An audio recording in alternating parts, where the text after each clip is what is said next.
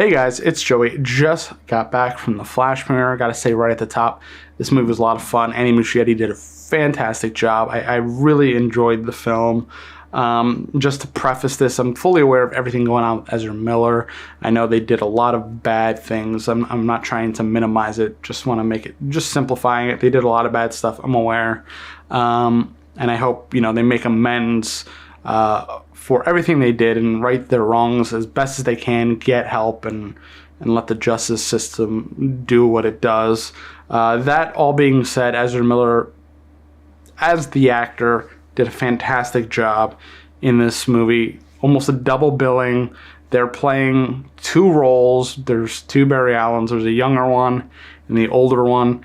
And they bring a lot of gravitas and a lot of, humor and humility and empathy to the role. They just did a great job in that. And I wanted to lead this review with that, just to kind of mention it, acknowledge it, and now we could talk about the rest of the film. So without getting too much into the plot details, the Flashpoint Paradox, this is another Flashpoint Paradox story. Those of you who aren't familiar, Flash's mom gets killed when he's kind of a young kid, and he kind of, his dad gets blamed for it, gets put in jail, and this kind of stays with Barry his whole life. He goes into crime investigation to try to get his dad out of jail because he knows his father didn't kill his mother, and he's trying to prove it. And he learns a lot to try to do that, but in that he also gets his Flash powers, and lead up to now, he goes back in time to prevent his mother from being killed, which causes a lot of problems. Now, this review is going to have some spoilers from here on out, so if you haven't seen the movie yet, please go watch, come back, and join the discussion. We'd love to have you, but spoilers begin now. So Barry Allen goes back in time, figures out he could jump through kind of eras in time. He thinks it's kind of Back to the Future rules when he goes back, and he could just readjust time and the future will be great, but that's not how it works in this world. Paradox, you can't really fix it, and it creates problems, and he kind of, while he saves his mom, he messes other stuff up, and he crisscrosses timelines, and he ends up in one where his mom didn't die, but he also runs into himself. And this is a Barry Allen that doesn't have his powers just yet, but gets them pretty quickly thereafter, meeting himself. And also right after that is when Zod comes in. The Man of Steel moment that kind of started the whole DCEU comes back to kind of almost close it out. We have a couple more movies before the end of the DCEU and the beginning of the DCU.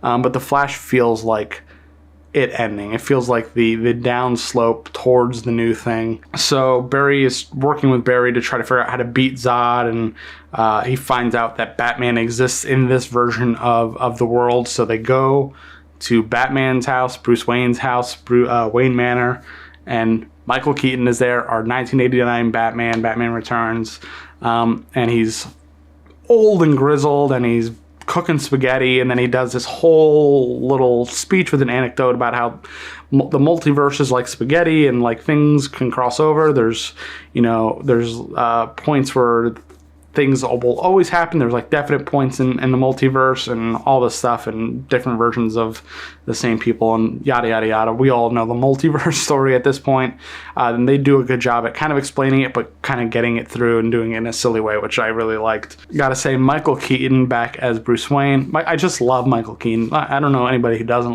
love Michael Keaton, but it was really cool to see him back as Batman. Like I knew he was going to be back.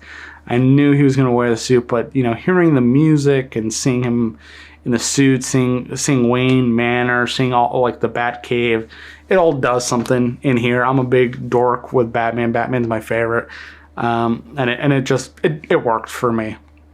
I know it's shameless nostalgia, pulling at the heartstrings, but it works. It works. Sorry, it works. I think Michael Keaton was really great.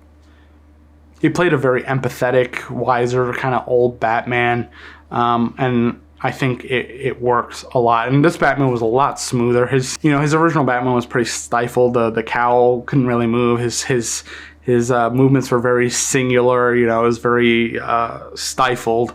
And in this, he kicks butt. He does really cool Batman-y kind of stuff. We saw Ben Affleck do as Batman, and he's in the beginning of this film, and there's a really crazy sequence where this hospital's kind of unraveling and falling apart. And we get to see a little Ben Affleck. We get to see a little Gal Gadot as Wonder Woman, which was cool. I didn't know if she was going to be in it at all, and she was in it for a couple of minutes, which was nice. But yeah, Michael Keaton as Batman was really great. You wish you could spend more time with everybody and get caught up into what they're doing. But this Batman has been kind of retired for a while because Gotham was so safe. He says it. He made Gotham is super safe now, and he didn't really have anything to do. So he figured, one last hurrah with the Flash to stop Zod and save who they thought was Superman, who turned out to be Kara Zor-El. Zod, we find out, kills Clark in this particular world, and then he kills Supergirl. Now, I really wish we had more time with Supergirl. I love the character of Kara Zor-El, and I wish we got more of her, and I hope we do in the future in the DCU. I hope this is just like the first taste of Kara, but if it's not, I get it, but I want more of this Supergirl. I think she was great for what we got.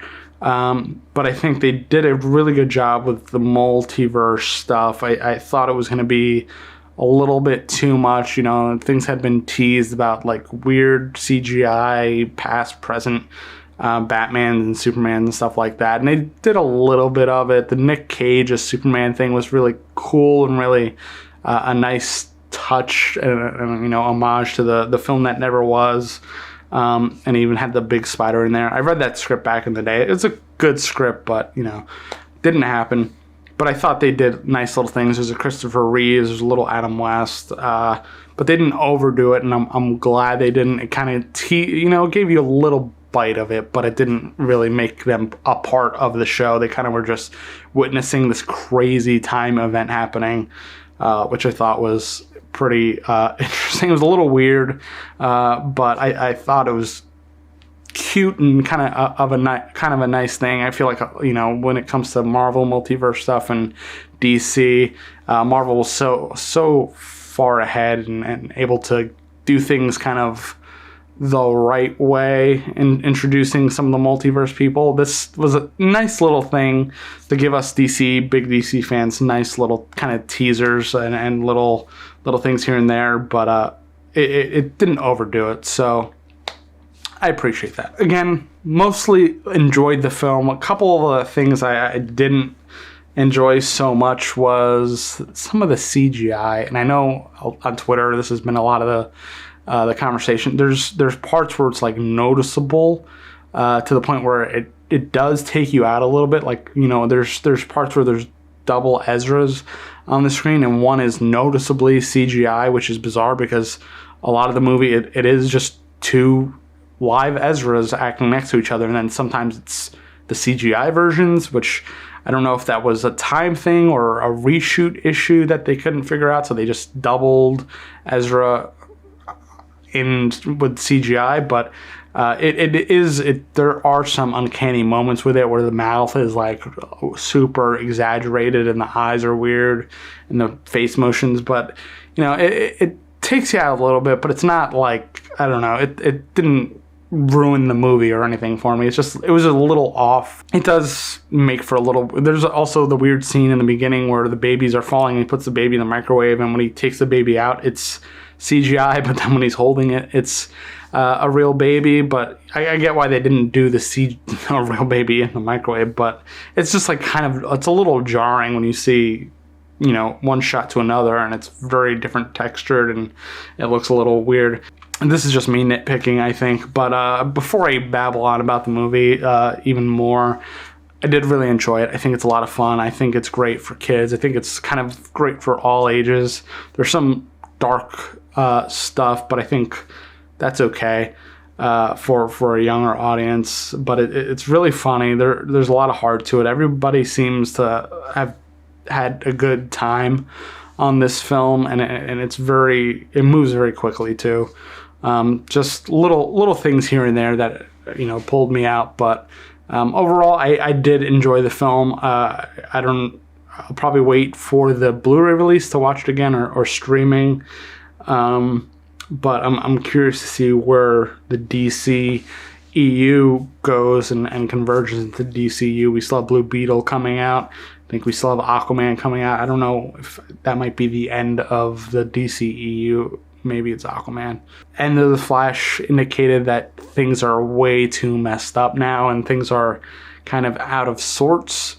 I think that was a soft setup to, you know, we're in a new universe. And then there's the end credit scene with Aquaman, and that movie's coming down the line. We'll see. We'll see how this transitions to James Gunn DCU, and see if we get Ezra Miller back as the Flash in that one, because it seems like they could just jump dimensions and timelines now. So I think they could play anywhere, but it seems like maybe the worlds collided, and, you know, we might get somebody here like that. We might get, you know, this face here. Again, they kind of set it up with the whole spaghetti Michael Keaton thing where faces might change, and it's very Doctor Who now. Anyway, I'm going to let you guys go. Thanks for watching. Let me know what you thought of The Flash in the comments below. What do you you're looking forward to seeing the rest of the DCEU movies? Or do you want to just jump into the DCU stuff? Or you think maybe we should take a break? That's not going to happen, but I feel like maybe we should. Let me know what you think in the comments below. If you like this video, subscribe for more, and turn on that bell too, I guess. Thanks for watching. See you next time.